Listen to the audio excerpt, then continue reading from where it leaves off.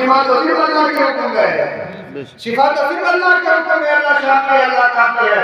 اللہ کا جب کرم ہوتا ہے، اللہ کا جب رحم ہوتا ہے تو پھر اللہ پاک دوائی اور ڈاکٹر کے وسیلے سے شفا عطا فرماتے ہیں۔ آمین آمین آمین۔ ایسے محفلوں میں جب بھی بیٹھنے کی بھوک کر بیٹھیں اور کچھ سننے سنانے کی نیت سے بیٹھیں، اس لیے کہ مرنے والوں کے لیے زندوں کی جانب سے تحفہ یہ ہے مشکوٰۃ شریف کی حدیث پاک، تحفۃ الاحیاء للاموات الاستغفار لهم، کہ لوگوں مرنے والوں کے لیے زندوں کی جانب سے تحفہ یہ ہے کہ ان کے لیے ساری ثواب کریں۔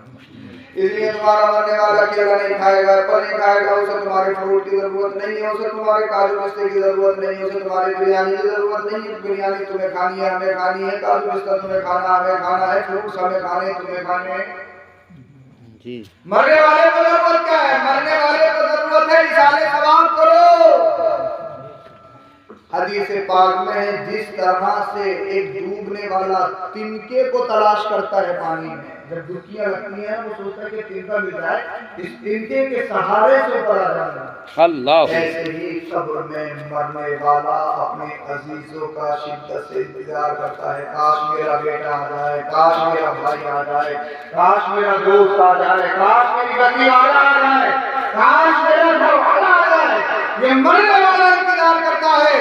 اور حدیث پاک میں ہے کہ جمعے کے دن، مشکوٰۃ شریف کی حدیث پاک ہے، من زار قبر ابویہ او احدہما کل الجمعہ غفر له ما تقدم وکتب برا او کما قال الی آخر الحدیث، جو اپنے ماں باپ کی زیارت کے لیے ہر جمعے کو جائے، ماں باپ کی زیارت کے لیے ہر جمعے کو جائے، ہر دن کا ذکر نہیں ہے، صرف جمعے کا ذکر ہے حدیث پاک میں، جو جائے، اور پڑھنے کا بھی ذکر نہیں ہے، صرف جانے کا ذکر ہے، زیارت کا ذکر ہے۔ تو حدیث پاک میں ہے، میرے نبی نے ارشاد فرمایا، اس کی فضیلت یہ ہے اللہ پاک اس کے تمام گناہوں کو معاف فرما دیتا ہے اور اس کا نام نیکوں میں درج کر دیا جاتا ہے۔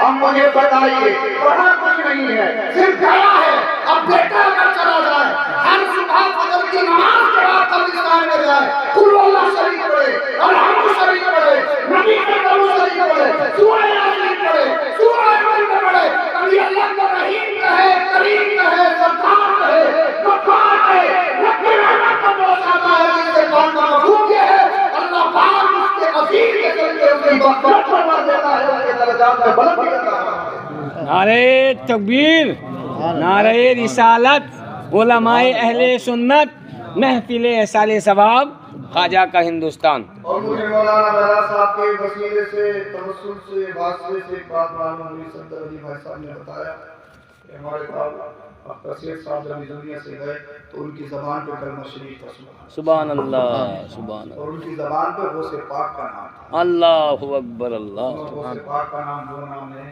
سرکار غوث پاک نے فرمایا اگر کوئی 7 سمندر پار بھی مجھے پکارتا ہے تو میں اس کی مدد کرتا ہوں۔ سبحان اللہ، سبحان اللہ، بے شک، کیا بات ہے، کیا بات ہے۔ بہت خطرناک ہوا تھا، 120 کی سپیڈ پہ گاڑی تھی، 15 فٹ کی گہری کھائی نہیں تھی، اللہ، ہو گئی تھی۔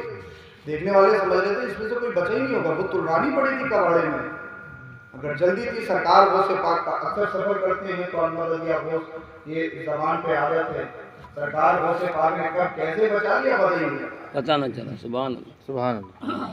سرکار غوث پاک رضی اللہ تعالیٰ عنہ کے جو دیوانے ہیں وہ دنیا میں بھی آباد ہیں اور آخرت میں بھی آباد ہیں۔ اللہم آمین۔ اور ایک حدیث پاک کا مفہوم اور بتا دوں، تقریر جو ہے دکھانے نہیں، بس تھوڑی دیر چند باتیں آپ کو بتانی ہیں انشاءاللہ۔ صلاۃ و سلام علیہ کلام پڑھا جائے گا، ابھی وقت اتنا نہیں ہوا جتنا آپ سمجھ لیں، 11:03 جلسے تو فجر تک چلتی ہے، بہار بنگال اڑیسہ میں تو فجر تک جلسے چلتے ہیں، 2-3 بجے کے بعد تو نمبر دیتے ہیں۔ اب تو اتنا وقت نہیں ہوا ہے، پھر راتیں بھی ماشاءاللہ اب تو کافی لانگ ہو رہی ہیں، کافی ٹائم ہے سونے کو، جتنے جاڑے آئیں گے کمر میں درد ہو رہا ہے۔ اور پھر ویسے بھی اب تو یہ ترقی یافتہ ماحول ہے، سوشل میڈیا کا دور ہے، 12-1 بجے سے پہلے نیند کس کو آتی ہے، سوتا بھی کون ہے؟ اگر فیس بک انسان دیکھنے لگتا ہے تو گھنٹوں تو اس میں نکل جاتے ہیں، انسٹاگرام چلانے لگے تو گھنٹوں تو اس میں نکل جاتے ہیں، 12-1 سے پہلے کوئی سوتا بھی نہیں ہے، اور پہلے عشاء کے بعد میں کوئی گاؤں دیہات میں ملتا بھی نہیں ہے، روڈ بڑے خطرناک ہوتے تھے، ڈراؤنے ہوتے تھے۔ اب تو ماشاءاللہ 7 میٹر کا ہمارا روڈ پڑ گیا تو کبھی بھی کسی بھی ٹائم آ جائے تو باہر ہی باہر ہے، کلب چل رہے ہیں بے شمار، اور روڈ اچھا ہے تو انشاءاللہ کاروبار بھی بڑھے گا، ترقی ہوگی، ترقی آتا ہے، لوگ ترقی کر رہے ہیں۔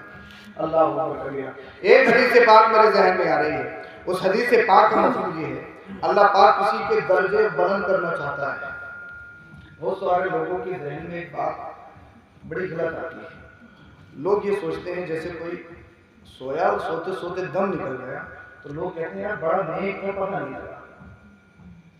اگر دنیا میں کوئی بیمار رہتا ہے مہینہ دو مہینہ سال دو سال تو لوگ غلط کمنٹ کرتے ہیں، لوگ کہتے ہیں یہ اپنے اعمال کا خمیازہ بتا رہا ہے، مگر جناب ایسا ہے نہیں۔